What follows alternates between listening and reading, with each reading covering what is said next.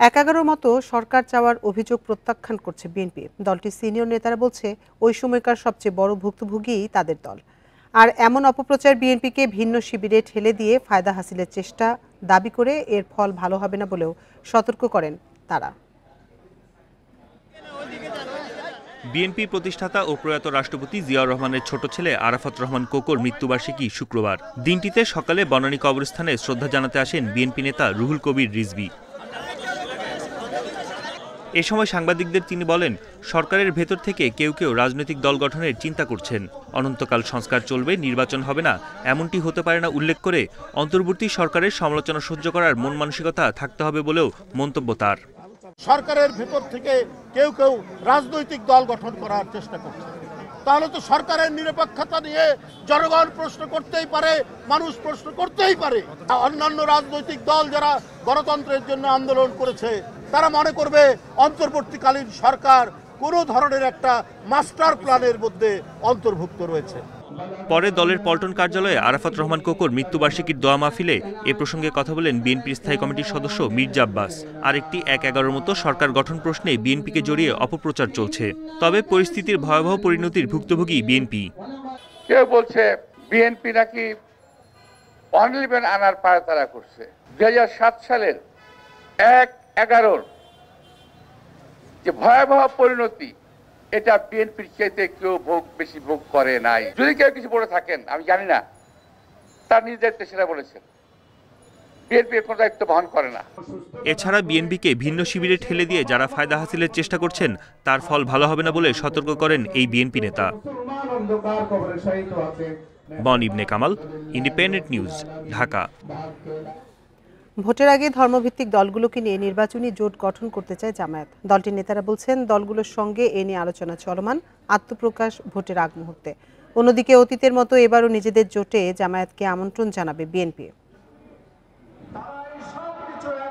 গণঅভ্যুত্থানে শেখ হাসিনা সরকারের পতনের পর রাজনীতির মাঠে সরব কোণঠাসায় থাকা জামাত।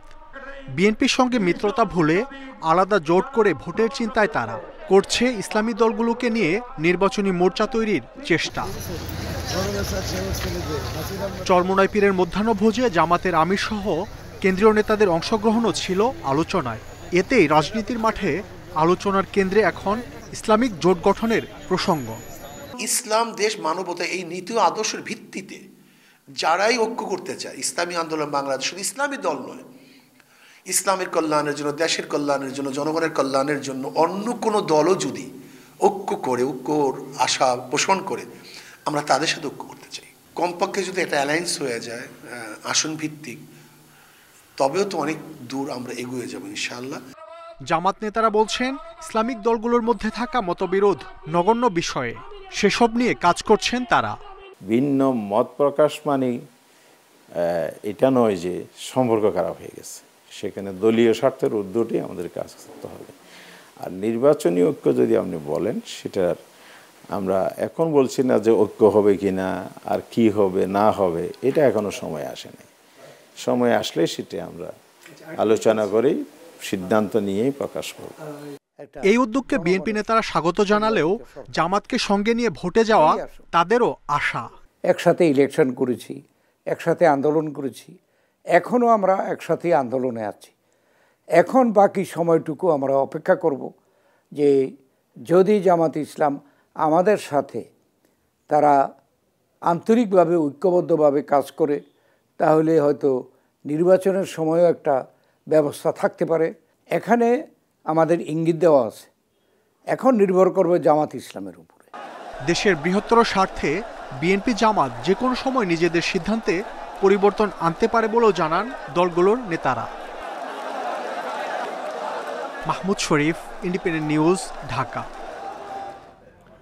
লন্ডন ক্লিনিক থেকে রাতে বড় ছেলে তারেক রহমানের বাসায় ফিরছেন বিএনপি চেয়ারপারসন খালেদা জিয়া। ব্যক্তিগত চিকিৎসক জানিয়েছেন শারীরিক অবস্থার উন্নতি হওয়ায় হাসপাতাল থেকে ছাড়া পাচ্ছেন তিনি। লিভার প্রতিস্থাপনের সিদ্ধান্ত না হওয়ায় আপাতত বাসাতেই চিকিৎসা তত্ত্বাবধানে থাকবেন সাবেক প্রধানমন্ত্রী। উন্নত চিকিৎসার জন্য ৭ জানুয়ারি লন্ডন যান বিএনপি চেয়ারপারসন খালেদা জিয়া। সেখানে পৌঁছেই ভর্তি হন বিশেষায়িত হাসপাতাল লন্ডন ক্লিনিকে। চিকিৎসা চলছে বিশেষজ্ঞ চিকিৎসকদের তত্ত্বাবধানে। এর 17 দিন পর তাকে বাসায় ফেরার পরামর্শ দিলেন সেখানকার চিকিৎসকরা। বিএনপি চেয়ারপারসনের ব্যক্তিগত চিকিৎসকও জানিয়েছেন তার শারীরিক অবস্থা স্থিতিশীল, দৃঢ় আছেন মানসিকভাবে। এই চিকিৎসা চলা অবস্থায় ওনার শারীরিক অবস্থার উপর ভিত্তি করেই পরবর্তীতে এবং যে সকল পরীক্ষার রিপোর্টগুলো এখনও আসে নাই সেগুলো আসার সাপেক্ষে কয়েকদিনের মধ্যে হয়তো চলে আসবে। কয়েকটা এখান থেকে বাইরেও পাঠানো হয়েছে, কাজেই সেগুলো সব নিয়ে পরবর্তীতে সিদ্ধান্ত গৃহীত হবে। এছাড়া লন্ডন ক্লিনিক, যুক্তরাষ্ট্রের জন হপকিন্স হাসপাতালের চিকিৎসক ও মেডিকেল বোর্ডের সদস্যরা বিএনপি প্রধানের লিভার প্রতিস্থাপনের সিদ্ধান্ত দেননি বলেও জানান ডাক্তার জাহিদ। ট্রান্সপ্লান্ট করার বিষয়টার ব্যাপারে এখনও সিদ্ধান্তে আসা যায়নি, কারণ মনে রাখতে হবে আমি কয়েকদিন আগেও এখানেও বলেছি ওনার বয়সটা একটা বিবেচ্য বিষয়। এসব কারণে মেডিকেল বোর্ডের তত্ত্বাবধানে আপাতত বড় ছেলে তারেক রহমানের বাসাতেই চলবে খালেদা জিয়ার চিকিৎসা। দেশবাসীর কাছে তো একটাই বলবো, উনি দেশের নেত্রী, কাজেই দেশবাসীর কাছে অনুরোধ জানাবো সন্তান হিসেবে ওনার জন্য দোয়া করার জন্য। Mahmud Sharif, Independent news. রাজধানীর বাজারে অস্বস্তি বাড়াচ্ছে চালের দাম। মিনিকেট ও নাজিরশাইল কেনা যাচ্ছে না 80 টাকা নিচে। মোটা চালের জন্য কেজিতে গুনতে হচ্ছে 58 থেকে 65 টাকা পর্যন্ত। তবে সপ্তাহের ব্যবধানে কমেছে মুরগি, আলু ও শীতকালীন সবজির দাম। কারওয়ান বাজারে সরবরাহ সংকট নেই চালের, কেনাও যাচ্ছে চাহিদা মতোই, তবে কাটেনি দাম নিয়ে অস্থিরতা। একই চিত্র new market, Mohammadpur town hall বাজারেও। মিনিকেট, নাজিরশাহিলের মতো সরু চাল কেনা যাচ্ছে না 80 টাকার নিচে। 28 জাতের জন্য 65 আর স্বর্ণার জন্য কেজিতে গুনতে হচ্ছে 58 টাকা পর্যন্ত। এর কারণ হিসেবে কর্পোরেট প্রতিষ্ঠানগুলোকে দায়ী করছেন বিক্রেতারা। তবে ভোক্তার অভিযোগ, কার্যকরী তদারকি না থাকাতেই এ অবস্থা। এখন অগ্রহায়ণ, পুষ, মাঘ মাসে এই সিজনে তো গ্রামের বাড়িতে ধান নতুন লাগে, নতুন চাল আসে, চালের দাম কম থাকে, কিন্তু ঢাকা শহরে তো চালের দাম যেরকম ছিল এরকমই, কমে নেই। বড় বড় কোম্পানি এরা পর্যাপ্ত পরিমাণ লোন লইয়া পর্যাপ্ত পরিমাণ চাউল কিনে রাখে, মজুত রাখা এদের মন মতো এখন মন গড়া তারা চালের বাজার দিন দিন বাড়ায় চলছে, কমের কোনো লক্ষণ দেখি না। তবে সরবরাহ বাড়ায় দাম কমেছে আলুর। গত সপ্তাহে 30 টাকা কেজিতে বিক্রি হলেও এখন মিলছে 25 টাকায়। পেঁয়াজের কেজি 50, শিম, ফুলকপি, টমেটো সহ বেশিরভাগ সবজি গড় দাম 40 টাকা কেজিতে। এখন আপনার হচ্ছে হলো সরবরাহ বেশি, এর জন্য মনে করেন আপনার ক্রেতা কম, এর জন্য একটু দাম কমে যায়। কাঁচামাল তো দেখেছে কম খাইলেই আপনার দাম এমনি কমে যাবে অটোমেটিক। দাম কমেছে মুরগিরও। কেজিতে 10 টাকা কমে ব্রয়লার মুরগি বিক্রি হচ্ছে 180 থেকে 190 টাকা কেজিতে, আর সোনালী মুরগির কেজি 300 থেকে 320 টাকা। Shahid Ahmed, independent News, Dhaka. Carbon নিঃসরণ, দারিদ্র্য এবং বেকারত্ব দূরীকরণে প্রধান উপদেষ্টা অধ্যাপক মোহাম্মদ ইউনূসের উদ্যোগে চালু হওয়া বিশ্বব্যাপী 3-0 আন্দোলনের প্রশংসা করেছেন সাবেক মার্কিন ভাইস প্রেসিডেন্ট আল গোর। বৃহস্পতিবার সুইজারল্যান্ডের দাভোসে অনুষ্ঠিত সাক্ষাতে প্রশংসা করেন তিনি। প্রধান উপদেষ্টার উপপ্রেস সচিব আবুল কালাম আজাদ মজুমদার জানান, সাক্ষাতে দুই নেতা জুলাই গণঅভ্যুত্থান, জলবায়ু পরিবর্তন, নির্বাচন ও ভূ রাজনৈতিক বিষয় নিয়ে আলোচনা করেন। সাবেক মার্কিন ভাইস প্রেসিডেন্ট বাংলাদেশের সংস্কার কর্মসূচি এবং অবাধ ও সুষ্ঠু নির্বাচনের মাধ্যমে দেশের গণতান্ত্রিক রূপান্তরকে সমর্থনের কথাও জানান। পরে অধ্যাপক ইউনূস তাকে জুলাই অভ্যুত্থানের সময় আঁকা গ্রাফিতি ও দেয়ালচিত্রের শিল্পকর্ম সংকলন দ্য আর্ট অফ ট্রায়াম্ফ বইটি উপহার দেন।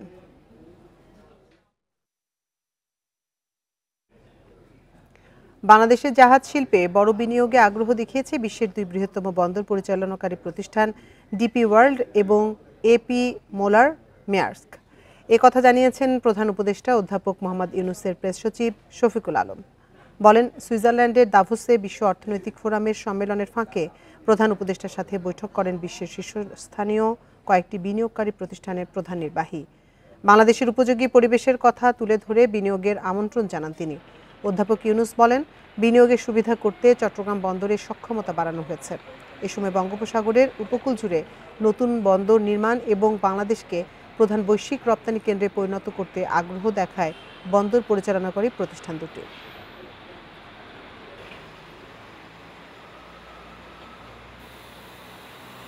চিটাং পোর্টের বিশেষ করে নিউ মোরিং কন্টেনার টার্মিনালটাকে তারা অপারেট করতে চায় এবং এটাকে একটা গ্রিন টার্মিনাল হিসাবে তারা ট্রানজিশন করতে চায় এবং এইটার ফলে তারা বলছে যে চিটাং পোর্টের যদি এফিসিয়েন্সি বাড়ানো যায় পুরো বাংলাদেশের ফরেন ডাইরেক্ট ইনভেস্টমেন্ট আসবে।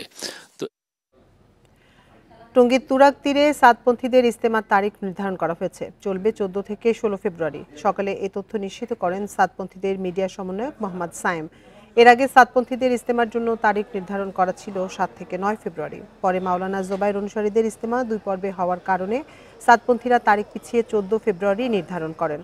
এদিকে স্বরাষ্ট্র মন্ত্রণালয় থেকে জানানো হয়েছে, শুরায়ে নিজাম বা মাওলানা জোবায়ের অনুসারীদের ইজতেমা পর্ব শেষে 6 ফেব্রুয়ারি প্রশাসনের কাছে মাঠ হস্তান্তর করতে হবে। এরপর সাতপন্থীদের মাঠ বুঝিয়ে দেওয়া হবে। 16 ফেব্রুয়ারি তাদের ইজতেমার আয়োজন শেষে 18 ফেব্রুয়ারি মাঠ বুঝিয়ে দিতে হবে।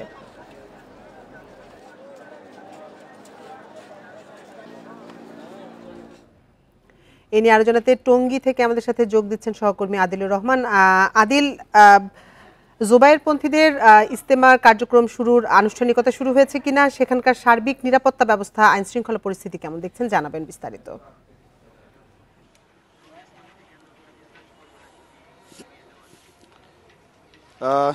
দেখুন, একদম শেষ পর্যন্ত আসলে এবারও সাধারণ মুসল্লি যারা ছিলেন তারা আশা করেছিলেন যে এই যে দুইটি পক্ষ, মাওলানা সাদ এবং শুরায়ে নিজাম বা মাওলানা জোবায়ের অনুসারী যারা ছিলেন, তারা এক হয়ে এবারও আসলে ইজতেমাটি আসলে করবেন, কিন্তু শেষ পর্যন্ত আসলে তাদের যে দ্বন্দ্ব, সেই দ্বন্দ্বটি নিরসন হয়নি, যে কারণে এবারও এই যে দুটি পক্ষ, সেই দুটি পক্ষ ভাগ হয়েই এবারের যে ইজতেমা, সেই ইজতেমাটি করছেন।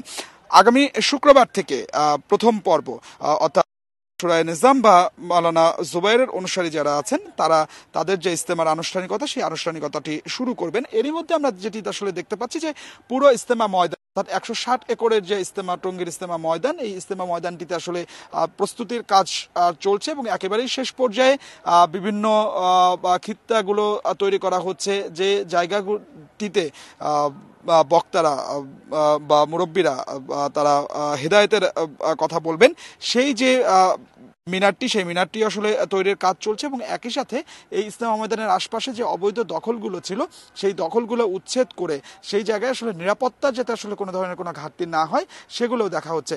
আমরা কিছুক্ষণ আগে দেখেছি যে জুমার নামাজের পরে গাজীপুর মেট্রোপলিটন পুলিশের যিনি পুলিশ কমিশনার, তিনি এই ইজতেমা ময়দান পরিদর্শনে এসেছিলেন এবং তিনি পরিদর্শনে এসে কিছুক্ষণ আগেই কথা বলেছেন এবং তার কাছে আমরা জানতে চেয়েছিলাম যে নিরাপত্তার বিষয়টি এবং কোনো ধরনের কোনো থ্রেট আছে কিনা। তবে তিনি আসলে যেটি বলছেন যে এবারকার যে ইজতেমাটিতে কোনো থ্রেটের যে বিষয়টি, এটি আসলে তিনি উড়িয়ে দিচ্ছেন না। থ্রেটের বিষয়টি তিনি মাথায় নিয়েই এবার যে নিরাপত্তা ব্যবস্থা, সেই নিরাপত্তা ব্যবস্থাটি ঢেলে সাজানো হয়েছে এবং তিনি আসলে বলছেন যে ওয়াচ টাওয়ারের পাশাপাশি প্রায় 300 সিসি ক্যামেরা এই পুরো টঙ্গীর ইজতেমা ময়দান আশপাশে বসানো হবে এবং পুলিশ কন্ট্রোল রুম থেকে পুরোটা আসলে মনিটরিং করা হবে। পুলিশের পাশাপাশি সাদা পোশাকে পুলিশ, গোয়েন্দা পুলিশ এবং অন্যান্য বাহিনীর যারা সদস্যরা আসেন, তারাও নিরাপত্তার দায়িত্ব আসলে পালন করবেন। এবং আপনাকে জানিয়ে রাখি যে 31 জানুয়ারি শুরু হয়ে 31 থেকে 2 ফেব্রুয়ারি একটি ভাগে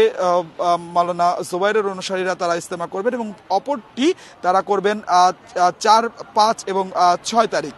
এরপরে তারা মাঠটি আসলে বুঝিয়ে দেবেন প্রশাসনের কাছে। আমরা গাজীপুর পুলিশ কমিশনের কাছে জানতে চেয়েছিলাম, তিনি আসলে বলছেন যে তারা 6 তারিখ মাগরিবের নামাজের মধ্যে তারা মাঠ বুঝে পেয়ে পরবর্তীতে তারা মাওলানা সাদের অনুসারী যারা আছেন তাদেরকে এই মাঠটি আসলে বুঝিয়ে দিবেন। এবং বারবার করে যেটি আসলে উঠে আসছে সেটি হচ্ছে নিরাপত্তার বিষয়টি এবং পুলিশের পক্ষ থেকে বলা হচ্ছে যে নিরাপত্তার বিষয়টি মাথায় রেখেই এখানে কাজ করা হচ্ছে এবং যাতে কোনো ধরনের কোনো বিশৃঙ্খলা না হয় সেই বিষয়টি আসলে দেখা হচ্ছে। তবে আজকেই মূলত মাওলানা সাদের অনুসারী যারা আছেন তাদের যে ইজতেমার যে পর্বটি, সেই পর্বটির কথা আমরা জানতে পেরেছি যে সেটি 14 থেকে 16 ফেব্রুয়ারি অনুষ্ঠিত হবে। তবে এর আগে 7 থেকে 9 ফেব্রুয়ারি মাওলানা সাদের অনুসারীদের একটি পর্ব নির্ধারণ করা ছিল। যদিও যেহেতু আসলে মাওলানা জোবায়ের অনুসারীরা 6 তারিখ পর্যন্ত ইজতেমা করছেন, সেক্ষেত্রে আসলে 7 তারিখে মাওলানা সাদের অনুসারীদের সেই ইজতেমা করাটি সম্ভব না, যে কারণে সরে গিয়ে পরবর্তীতে 14 থেকে 16 ফেব্রুয়ারি হয়েছে। অর্থাৎ সব মিলিয়ে সাধারণ মুসল্লিদের যেটি আসলে দাবি, সেটি হচ্ছে যে এই যে ইজতেমার ময়দান এবং ইজতেমার ময়দানে তারা হেদায়েতের কথা শুনতে আসেন এবং এর পরবর্তীতে আসলে একটি বছর তারা কিভাবে চলবেন, কিভাবে দিনের প্রচার করবেন, কিভাবে ইসলামের এখান থেকে নিয়ে যান, সেই শিক্ষার যেখানে আসলে নিতে আসেন সেই জায়গায় যেন আসলে কোনো বিভেদ না থাকে, কোনো ধরনের কোনো বিশৃঙ্খলা না হয়, এটি আসলে সাধারণ মুসল্লিদের চাওয়া। অর্থাৎ সব মিলিয়ে যেটা আসলে বলা যায় যে আগামী শুক্রবার থেকে বিশ্ব ইজতেমা শুরু হচ্ছে এবং এরই মধ্যে সেই প্রস্তুতি অনেকটাই শেষ হয়ে গেছে। টঙ্গীর ইজতেমা ময়দান থেকে জানাচ্ছিলেন সহকর্মী আদিলুর রহমান। মোজাম্বিকের সহিংস রাজনৈতিক পরিস্থিতিতে বাংলাদেশিদের ক্ষতি হয়েছে আনুমানিক 300 কোটি টাকা। ক্ষতিপূরণের অনিশ্চয়তার পাশাপাশি দেশটিতে ব্যবসা বাণিজ্য নিয়ে সংকটে বাংলাদেশিরা। অভিবাসন সংশ্লিষ্টরা বলছেন, ক্ষতিপূরণ পেতে মোজাম্বিককে কূটনৈতিক প্রক্রিয়ায় অনুরোধ জানাতে হবে বাংলাদেশকে। পরিস্থিতি স্বাভাবিক হতে সময় লাগবে বলেও মনে করেন তারা। মোজাম্বিকে রাষ্ট্রপতি নির্বাচনের ফলাফলকে কেন্দ্র করে অস্থিতিশীলতা সৃষ্টি হয় গত 24 অক্টোবর থেকে। নির্বাচনের ফল ঘোষণার পর বেশ কয়েকটি শহরে সহিংস বিক্ষোভ ছড়িয়ে পড়ে। এতে মোজাম্বিকে বসবাস করা প্রবাসী বাংলাদেশিরা মারাত্মক ক্ষতির মুখে পড়েন। মাপুটো, নামপুলা ও জাম্বিজিয়া প্রদেশে বসবাসকারী বাংলাদেশিরা সবচেয়ে বেশি ক্ষতিগ্রস্ত হয়। বিক্ষোভকারীদের তাণ্ডবে 300-র বেশি বাংলাদেশি মালিকানাধীন দোকান লুটপাট ও সম্পূর্ণরূপে ধ্বংস হয়েছে। হামলা ও লুটপাট হয়েছে বাসাবাড়িতেও। দেশটিতে বৈধ অবৈধ মিলিয়ে 8 থেকে 10 হাজার বাংলাদেশির বসবাস, যার মধ্যে অন্তত 5,000 চরম নিরাপত্তাহীনতায় ভুগছেন। এক্সপোর্ট ইম্পোর্ট হচ্ছে না, কোনো মাল বাইরে থেকে আসতেছে না, বড় বড় ব্যবসায়ী সব ধ্বংস করে ফেলছে। 1-1.5 মাসের মধ্যে কিন্তু খাদ্য সংকট দেখা যাবে। তো কালোরা পাবে কোত্থেকে? তখন যদি খাদ্য না পায়, হয়তো আমাদের ঘরে ঘরে আক্রমণ করতে পারে, লুটপাট করতে পারে। এ বিষয়ে অভিবাসন বিশেষজ্ঞরা বলেন, ক্ষতিপূরণ আদায়ে মোজাম্বিককে মানবিক দৃষ্টিকোণ থেকে অনুরোধ জানাতে হবে। সরকারিভাবে কোনো সহায়তা করা থেকে আমাদের সরকারের পক্ষে হয়তো সেটা কঠিন হবে, কিন্তু মোজাম্বিক সরকারকে, বিশেষ করে অন্তর্বর্তীকালীন সরকারের পক্ষ থেকে যদি মানবিক কারণে কোনো রকমভাবে অনুরোধ করা যায়, তবে সেটারও কিছুটা সময় লাগবে, যেহেতু অতি সম্প্রতি তাদের এই পরিবর্তন হয়েছে। মোজাম্বিকে বাংলাদেশের অনাবাসিক দূতাবাসের দায়িত্ব পালন করছে পর্তুগালে বাংলাদেশের দূতাবাস। ভারপ্রাপ্ত রাষ্ট্রদূত জানান, গুরুত্বের সাথে বিষয়টি পর্যালোচনা করছে বাংলাদেশ। ক্ষতিপূরণের বিষয়টি তো আসলে ওই সেই দেশের সরকারের উপর নির্ভরশীল। তো আমরা সেটি মৌখিকভাবে জানিয়েছি, যেহেতু আমরা বলেছি যে আমাদের বাঙালিদের আসলে অনেক ক্ষতিগ্রস্ত হয়েছেন। তো ওখানে যাওয়ার পরে আমরা যখন ওনাদের সাথে আলোচনায় বসবো, তখন অবশ্যই আমরা এই ইস্যুটি তুলে ধরব।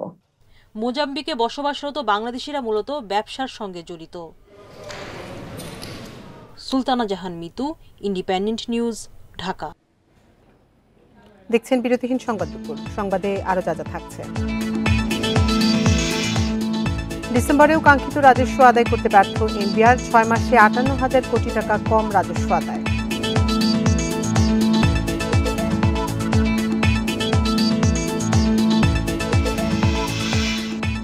রাজধানীতে বন বুনো পাখি চেনানোর আয়োজন, পাখি দেখার প্রতিযোগিতা, ঝুঁকিতে থাকা পাখি রক্ষায় উদ্যোগ।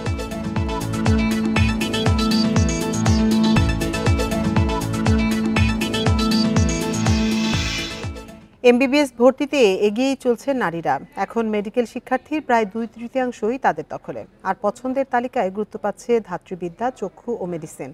পুরুষ পিছিয়ে পড়ায় অর্থোপেডিক্স, নিউরোলজি ও জেনারেল সার্জারি ক্ষেত্রে দেখা দিতে পারে সংকট। তাই এ অবস্থায় তাদের জন্য কোটার মতো সুবিধার দরকার হতে পারে বলে বিশেষজ্ঞদের শঙ্কা। এবছর এমবিবিএস ভর্তি পরীক্ষায় অংশ নেন 1,31,000-এর বেশি পরীক্ষার্থী। পাশ 60,095, আর এতে পুরুষের তুলনায় নারী শিক্ষার্থী বেশি 15,777 জন। প্রশ্ন ছিল, কি এর কারণ? মেডিকেল প্রফেশনটা মেয়েদের কাছে একটু সেফ প্রফেশন। ভালো ডাক্তার হিসেবে প্রতিষ্ঠা পাওয়া একটু সময় সাপেক্ষ ব্যাপার। ছেলেরা হয়তো অনেকে চায় একটু আর্লি এস্টাবলিশমেন্টের জন্য, তাই তারা এমবিবিএস এর পরিবর্তে ভার্সিটি, ডিফেন্স, ইঞ্জিনিয়ারিং কিংবা অ্যাব্রোডে চলে যায়। মেয়েদের ফিউচারের ক্ষেত্রে ফ্যামিলিকে সময় দিয়ে পাশাপাশি ক্যারিয়ার করার যে ব্যাপারটা, ডক্টর ক্যারিয়ারে এই অপশনটা অনেকটা বেশি। নারীদের এই এগিয়ে যাওয়ার চিত্র নতুন নয়, 3 দশক ধরেই চলছে এই ধারা। 2017 সালে সমতা থাকলেও 7 বছরে 13% কমেছে পুরুষ শিক্ষার্থী। এভাবে চলতে থাকলে 10 বছর পর পুরুষের সংখ্যা নামবে 20%-এর নিচে। অথচ একসময় নারীকে আগ্রহী করতে দেয়া হয়েছিল কোটা সুবিধাও। সার্বিকভাবে বিবেচনা করে যদি এটা ভবিষ্যতে দৃশ্যমান হয় যে পুরুষ চিকিৎসকের সংখ্যা বাড়াতে হবে নারী চিকিৎসকের তুলনায় বা অনুপাতে, তাহলে সেক্ষেত্রে হয়তো কোটার একটা বিকল্প আমাদেরকে বেছে নিতে হবে। নিঃসন্দেহে একটা ভালো লক্ষণ যে নারীরা লেখাপড়ায়, চাকরিতে বা নারীর ক্ষমতায়নে এটা একটা বড় উন্নতির রেখা। বাট ভবিষ্যতে কোনো পরিবর্তন বা কোনো পুরুষদের জন্য বিকল্প চিন্তা করা লাগবে কিনা সেটাও চিন্তা করতে হয়। নারী চিকিৎসকদের বড় অংশই পড়েন ধাত্রীবিদ্যায়, এরপর আছে চক্ষু ও মেডিসিন। নারী পুরুষ অসমতা বাড়তে থাকলে অর্থোপেডিক্স, নিউরোলজি ও জেনারেল সার্জারির মতো বিষয়ে দেখা দিতে পারে সংকট। এটাতে যেটা হবে, অসম একটা স্বাস্থ্য ব্যবস্থাপনা তৈরি হবে আগামী দিনে যখন তারা ডাক্তার হয়ে বেরোবে। কিছু কিছু সাবজেক্ট রয়েছে যেখানে ছেলেদের জন্য মোর অ্যাপ্রোপ্রিয়েট, কিছু কিছু সাবজেক্ট আছে যেখানে মেয়েদের জন্য মোর অ্যাপ্রোপ্রিয়েট, যার জন্য আমরা ওভারঅল স্বাস্থ্য ব্যবস্থাকে সবসময় সমতার ভিত্তিতে দেখতে চাই। এমবিবিএস ভর্তিতে এগিয়ে গেলেও পাশ করার পর চিকিৎসা পেশায় আসছেন না এই নারীদের অনেকে। চিকিৎসক সংকট কাটাতে এর পেছনে থাকা কারণগুলো শনাক্ত করতে হবে শিগগিরই। Hasan Misba, independent News, Dhaka. বেতন কাঠামো 10ম গ্রেডে উন্নীত করার দাবিতে কেন্দ্রীয় শহীদ মিনারে শিক্ষক সমাবেশ করেছেন সরকারি প্রাথমিক বিদ্যালয়ের শিক্ষকরা। প্রাথমিক বিদ্যালয়ের সাধারণ শিক্ষকদের ব্যানারে বেলা 11:30 থেকে চলছে এ সমাবেশ। এ নিয়ে বিস্তারিত জানাতে কেন্দ্রীয় শহীদ মিনার থেকে আমাদের সাথে যোগ দিচ্ছেন সহকর্মী মোহাম্মদ ওমর ফারুক। ওমর ফারুক, সাধারণ শিক্ষকদের ব্যানারে যে সমাবেশ চলছে, সমাবেশ থেকে তারা শিক্ষকরা আর কি কি দাবি তুলে ধরেছেন, বিস্তারিত জানাবেন। দেখুন, প্রাথমিক বিদ্যালয়ের শিক্ষকদের অর্থাৎ সহকারী শিক্ষকদের এখন গ্রেড রয়েছে 13তম গ্রেড, অর্থাৎ তৃতীয় শ্রেণী কর্মচারীদের যে গ্রেড রয়েছে তারা চাচ্ছে যে এই গ্রেড থেকে উন্নতি করে তাদেরকে যেন 10ম গ্রেডে উন্নতি করা হয়। এবং সেই কারণে আজকে সকাল থেকে তারা শহীদ মিনারে এসেছেন, এসে তারা সেখানে অবস্থান কর্মসূচি গ্রহণ করেছেন এবং তারা বলছিলেন যে দুটার মধ্যে যদি সরকারের কারো পক্ষ থেকে যদি কেউ এসে তাদেরকে আশ্বাস না দেন তারা কিন্তু বড় ধরনের কর্মসূচি দেবেন। এখন কিন্তু 2টা বেজে গেছে, এখন পর্যন্ত সরকারের পক্ষ থেকে কোনো ধরনের আশ্বাস তারা পায়নি এবং কোনো ধরনের কেউ আসলে ঊর্ধ্বতন কর্মকর্তা থেকে শুরু করে কোনো পক্ষই তাদের সাথে আসলে দেখা করতে আসেনি। তবে তারা যে বিষয়টি বলছিলেন যে 13তম গ্রেড যেটি কিছু কিছু মন্ত্রণালয় রয়েছে সেইখানে গাড়ির চালকেও কিন্তু 13তম গ্রেড, সেই জায়গায় একজন শিক্ষক অনার্স স্নাতকোত্তর কমপ্লিট করা সম্পূর্ণ করে যখন তারা আসে সেখানে তাদেরকে এই 13তম গ্রেড দেওয়াটা তারা অপমানজনক মনে করছেন এবং তারা বলছেন যে এই গ্রেডের কিন্তু আপনাদেরকে জানিয়ে রাখি 13তম গ্রেডের যে বেতন স্কেল বেসিকের যে বেতন সেটি কিন্তু 11,000, অর্থাৎ বেসিক 11,000 আর 10তম গ্রেডের বেসিক 16,000, অর্থাৎ 10,000 বা 11,000 স্কেল নিয়ে কিন্তু তারা সেখানে পাঠদান করছেন এবং তাদের সংসার বা পরিবার সেখানে ব্যয়ভার বহন করা খুব কষ্ট হয়ে যাচ্ছে। এবং তারা যে বিষয়টি বলছেন যে এই যদি এখন পর্যন্ত তাদের যে দাবি, সেই দাবিটি হচ্ছে যে 13তম গ্রেড থেকে 10ম গ্রেডে উন্নতিকরণ এবং সেটি না করলে তারা 2টার পরে, অর্থাৎ এখন তো 2টা বেজে গিয়েছে এবং এরপরে যদি কোনো সরকারের পক্ষ থেকে তাদের কোনো ধরনের আশ্বাস না দেওয়া হয় এরপর থেকে তারা কিন্তু একটা বড় ধরনের কর্মসূচি দিবে। এর মধ্যে ঘেরাও কর্মসূচি এবং রাস্তায় নামার তারা হুঁশিয়ারি দিয়েছে। তারা বলছিলেন যে যেই টাকা তারা আসলে বেসিক বেতন পান সেই টাকা দিয়ে তাদের হচ্ছে না, এই কারণে সারা দেশের প্রাথমিক বিদ্যালয়ের সহকারী শিক্ষকদের 10ম গ্রেডে উন্নতি করার জন্য তারা এই আন্দোলন করে যাচ্ছে। এই ছিল শহীদ মিনার থেকে সবশেষ আমার কাছে। কেন্দ্রীয় শহীদ মিনার থেকে সবশেষ তথ্য জানাচ্ছিলেন আমাদের সহকর্মী ওমর ফারুক। রাজশাহী কলেজের শিক্ষার্থী শিমুলের মৃত্যু দুর্ঘটনা নয়, তাকে হত্যা করা হয়েছে বলে অভিযোগ স্বজনদের। শিমুলের বন্ধুরা বলছেন তাকে রাজশাহী বিশ্ববিদ্যালয়ের ভেতরে কয়েকজন মারধর করেছেন। তবে প্রক্টরের দাবি ক্যাম্পাসে মারধরের কোনো ঘটনা ঘটেনি, বাইক দুর্ঘটনায় মৃত্যু হয়ে থাকতে পারে শিমুলের। বৃহস্পতিবার রাত 10টার দিকে রাজশাহী বিশ্ববিদ্যালয় ক্যাম্পাসে মেয়ে বন্ধুর সঙ্গে আড্ডা দিচ্ছিলেন রাজশাহী কলেজের শিক্ষার্থী শিমুল শিহাব। এক পর্যায়ে তাকে আহত অবস্থায় উদ্ধার করা হয়। হাসপাতালে নেওয়া হলে তাকে মৃত ঘোষণা করেন চিকিৎসক। এখানকার আনইউজুয়াল যে কোনো ডেথ যে প্রোটোকলে দিতে হয় সেই প্রোটোকল অনুসরণ করে আমি তাকে মর্চুয়ারিতে পাঠিয়ে দিয়েছি আর কি। এভাবে কোনো ব্লান্ট ইনজুরি কিছু ছিল ঘাড়ের দিকে, বাট কোনো ধরনের বড় শার্প কোনো ইনজুরি ছিল না, ব্লিডিং ছিল না, এক্সটার্নাল কোনো ব্লিডিং ছিল না, এটুকুই পেয়েছি আমি। শিমুলের মৃত্যুর কারণ নিয়ে এক এক পক্ষ থেকে আসছে এক এক ধরনের বক্তব্য। বন্ধুরা জানিয়েছেন প্রক্টরের টহল গাড়ি দেখে দ্রুত পালানোর চেষ্টা করছিলেন শিমুল। এ সময় কয়েকজন তরুণ তাকে ধাওয়া ও মারধর করে। তবে ঘটনাটি দুর্ঘটনা নয়, হত্যাকাণ্ড বলেই মনে করছে তার পরিবার। ধাওয়া দিলে মারা যাবে কি হবে? একটা ছেলে একটা বাইক থেকে পড়লে মারা যাবে, শরীরে কোনো দাগ নাই, কোনো স্পট নাই। ছেলে আমার মারা গেছে, ডাক্তারের ট্রিটমেন্ট করছে। ছেলে তো নাই ভাই, ছেলে তো মারা গেছে। বিশ্ববিদ্যালয়ের প্রক্টর বলছেন, ক্যাম্পাসে মারধরের শিকার হননি শিমুল। বাইক দুর্ঘটনায় মৃত্যু হয়ে থাকতে পারে। তবে পুলিশ বলছে শিমুলকে ধাওয়া এবং ব্যাডমিন্টনের র্যাকেট দিয়ে আঘাত করা হয়েছিল। অক্ষত আছে তার বাইকটি। প্রক্টরের গাড়ি তো পেছন ছিলই, ওরা আবার শুনে এরা দ্রুত আগায় যাইছে। কি হলো, গিয়ে দেখে যে ছেলেটা এবং পড়ে গিয়ে অজ্ঞান হয়ে গেছে। বিশেষ করে বাহির থেকে কেউ হয়তো এরকম বলারও চেষ্টা করছে যে ছেলেরা পিটিয়ে মেরেছে, চোর সন্দেহ, কিন্তু এরকম কোন সত্যতা আমি পাইনি। ডক্টর বলেই ছাত্ররা যে সন্দেহজনক দেখে ধাওয়া করে, এখন তাদের বলে যে এখানে আর বেশি দিন থাকা যাবে না বলে মেয়েদেরকে নিয়ে তার মনে ছিল সে দ্রুত গতিতে যাইতে থাকে। তখন পিছন দিক দিয়ে তারা ধর করলে আশেপাশে যারা ব্যাডমিন্টন খেলছিল ছাত্ররা তারাও মানে ধরপড়ের মতো করে দিক যায়, তখন সে আরো ভয় পেয়ে যায়। মৃত্যুর আসল কারণ জানতে ময়নাতদন্তের রিপোর্টের অপেক্ষায় পুলিশ। এ ঘটনায় এখন পর্যন্ত আটক করা যায়নি কাউকে। Mustafizur Rahman, Independent News, Rajshahi. ডিসেম্বরেও কাঙ্ক্ষিত মাত্রায় রাজস্ব আদায় করতে পারেনি জাতীয় রাজস্ব বোর্ড এনবিআর। এতে চলতি অর্থ বছরের প্রথম 6 মাসে আগের অর্থ বছরের একই সময়ের চেয়ে আদায় কমেছে 0.99%। আর লক্ষ্যমাত্রার চেয়ে রাজস্ব আদায় কম প্রায় 58,000 কোটি টাকা। দেশ পরিচালনার খরচ মেটাতে চলতি অর্থবছরে 4,80,000 কোটি টাকা রাজস্ব আদায়ের পরিকল্পনা অর্থ মন্ত্রণালয়ের। তবে আন্দোলন, ক্ষমতার পালাবদল, অর্থনৈতিক অস্থিরতায় মূল্যস্ফীতির লাগাম টানতে সংকোচনমূলক মুদ্রানীতি বাস্তবায়ন করছে বর্তমান সরকার। রাজস্ব আদায়ে চাপ থাকলেও চিত্র ভিন্ন। লক্ষ্যমাত্রা অনুযায়ী রাজস্ব আয় করতে পারছে না জাতীয় রাজস্ব বোর্ড। এনবিআর এর তথ্য অনুযায়ী জুলাই থেকে ডিসেম্বরের রাজস্ব আদায় 1,56,000 কোটি টাকা। আগের অর্থ বছরের প্রথম 6 মাসে আয় হয়েছিল 1,65,630 কোটি টাকা। সেই হিসেবে বছরের ব্যবধানে রাজস্ব আয় কমেছে 10,000 কোটি টাকা। জুলাই আগস্টের আন্দোলন ও রাজনৈতিক অস্থিরতায় ব্যবসা বাণিজ্য বাধাগ্রস্ত হয়, যার প্রভাব পড়েছে রাজস্ব আদায়ে।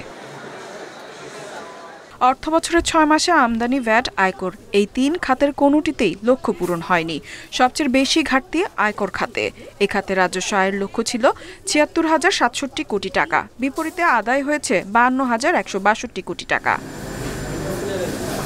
এদিকে আইএমএফ $470 কোটি চলমান ঋণ কর্মসূচির আওতায় এনবিআরকে নানা ধরনের শর্ত দিয়েছে, যার মধ্যে অন্যতম প্রধান লক্ষ্য হলো রাজস্ব আয় বাড়ানো। বাকি শর্তগুলো পূরণের অগ্রগতি থাকলেও রাজস্ব আদায়ের লক্ষ্য অর্জন করতে পারছে না এনবিআর। ইফাত আরা, ইন্ডিপেন্ডেন্ট নিউজ। আগেই যেমনটি জানিয়েছি, রাজশাহী কলেজের শিক্ষার্থী শিমুলের মৃত্যুর ঘটনায় এ নিয়ে বিস্তারিত জানাতে রাজশাহী থেকে আমাদের সাথে যোগ দিচ্ছেন সহকর্মী মুস্তাফিজুর রহমান। মুস্তাফিজ, এই ঘটনায় এখন পর্যন্ত কোনো মামলা বা কাউকে আটক করা হয়েছে কিনা, পুলিশ কি বলছে এই বিষয়ে?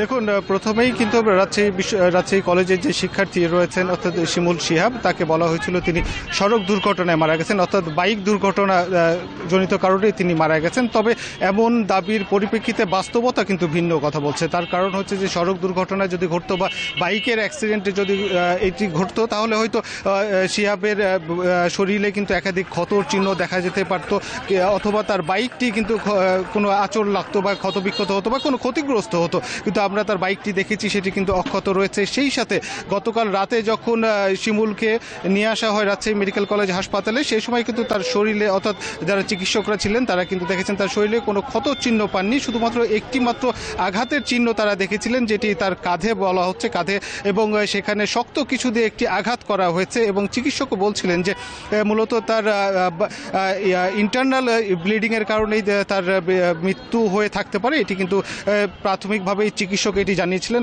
গতকাল রাতে যখন এমার্জেন্সিতে যে চিকিৎসক দায়িত্বে ছিলেন তিনি কিন্তু আমাদেরকে এমনটি তথ্য দিয়েছেন। যদিও রাজশাহী বিশ্ববিদ্যালয়ের পক্ষ থেকে রাজশাহী বিশ্ববিদ্যালয়ের প্রক্টরের সঙ্গে আমাদের কথা হয়েছে, তিনি বলছিলেন যে সেখানে প্রক্টরের যে টহল গাড়ি রয়েছিল সেই টহল গাড়ি দেখেই শিমুল তার বাইক যেটি ছিল, বাইকে তার মেয়ে বন্ধুও ছিল, এবং তারা কিন্তু দ্রুত গতিতে চলে যাওয়ার সময় তারা অ্যাক্সিডেন্ট করে এবং সেখান থেকেই হয়তো তারা আঘাত পেয়ে হয়তো তার মৃত্যু হয়েছে। এটি রাজশাহী বিশ্ববিদ্যালয় বিশ্ববিদ্যালয়ের পক্ষ থেকে, অর্থাৎ রাজশাহী বিশ্ববিদ্যালয়ের প্রক্টরের পক্ষ থেকে এটি কিন্তু বলা হচ্ছিল। এবং পুলিশের সঙ্গে আমাদের কথা হয়েছে এবং পুলিশও বলছিল যে বিষয়টি তারা তদন্ত করে দেখছেন যে আসলে বাইক দুর্ঘটনা ঘটেছে না তাকে কেউ আঘাত করেছে। তবে চিকিৎসকরা এই বিষয়টি গুরুত্ব দিয়ে দেখছেন যে তার শরীরে যেহেতু কাঁধের ওখানে একটি দাগ রয়েছে এবং সেখানে ধারণা করা হচ্ছে শক্ত কিছু দিয়ে একটি আঘাত করা হয়েছে, এই বিষয়টি কিন্তু গুরুত্ব দিয়ে দেখা হচ্ছে। এবং পরিবারের পক্ষ থেকে বলা হচ্ছে যে এটি সড়ক দুর্ঘটনার কথা বলা হলো, তারা বলছিল যে এটি তাকে হত্যা করা হয়েছে, এটি পরিবারের পক্ষ থেকে কিন্তু দাবি করা হচ্ছে। তবে পুলিশের পক্ষ থেকে এখনো পর্যন্ত এটি তদন্ত করা হচ্ছে এবং পুলিশ যেটি বলছে যে এখন পর্যন্ত পরিবারের পক্ষ থেকে কোনো মামলা করা হয়নি, মামলা করলে পরবর্তীতে যে আইনি পদক্ষেপ সেটি তারা নিতে পারবেন। কিছুক্ষণ আগে রাজশাহী মেডিকেল কলেজ হাসপাতালের মর্গ থেকে এই মরদেহটি নিয়ে যাওয়া হয়েছে। এ ছিল সর্বশেষ। রাজশাহী থেকে সবশেষ তথ্য জানাচ্ছিলেন সহকর্মী মোস্তাফিজুর রহমান।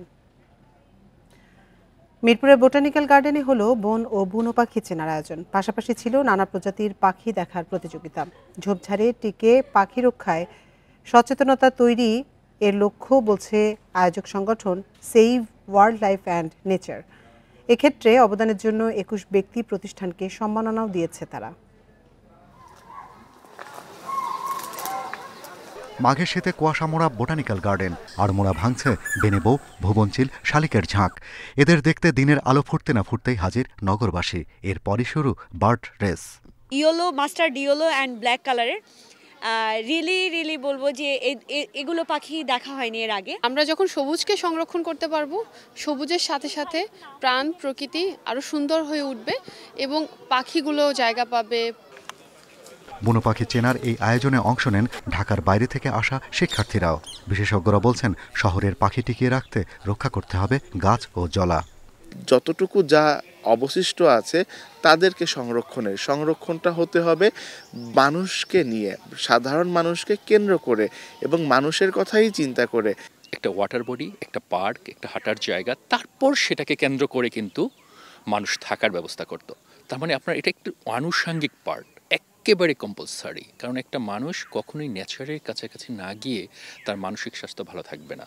এই আয়োজনে ছিল save wild life and nature নামের একটি সংগঠন। তারা বলছে সংরক্ষিত বন ছাড়াও গাছ ও ঝোপঝাড়ে এখনো টিকে আছে কিছু বিরল পাখি। বিলুপ্তির হাত থেকে বাঁচতে দরকার জনসচেতনতা। সবাই আসবে এখানে, পাখি দেখবে, পুরস্কৃত হবে এবং এতে করে আমরা জানবো যে আমাদের এই শহরের ভিতরে কত প্রজাতির পাখি আছে। এতে করে পাখি কনজারভেশনে অনেক হেল্প হবে। আরবান বার্ড রেসে অংশগ্রহণ ও বন্যপ্রাণী সংরক্ষণে অবদান রাখায় 21 ব্যক্তি ও সংগঠনকে সম্মাননা ও পুরস্কৃত করে save wild life and nature.